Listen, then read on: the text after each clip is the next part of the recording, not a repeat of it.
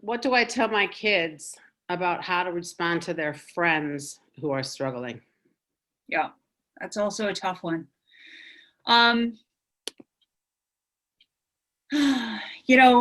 kids a lot of times won't reach out because they're worried about being ratted out and having their confidentiality compromised. At the same time, kids at this day and age are pretty well accepting of the fact that if they reach out to a friend, that friend is probably going to tell an adult. Our kids have been trained to do that at this point.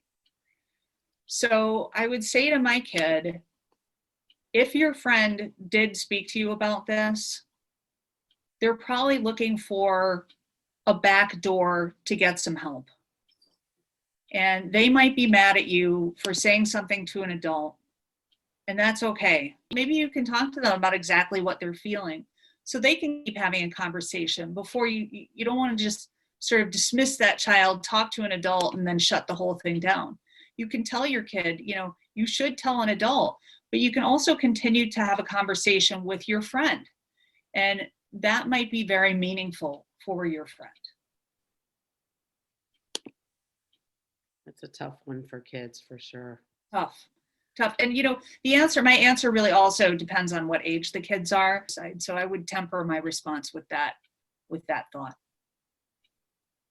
It seems like too, the more we can normalize conversation about mental health, the easier it will be for kids to approach their own peers, right? Absolutely. Absolutely. It doesn't seem as though they're coming out of left field. It's more normal.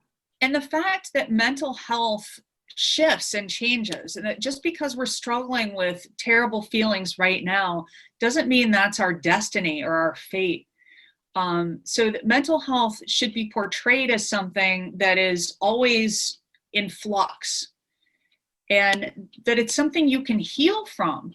I think that's something kids don't really get. Like it feels, when you feel bad, it feels like it's just going to go on forever and ever and ever. But there are really concrete things that can help kids feel better. And I think it is helpful to them to have that pointed out.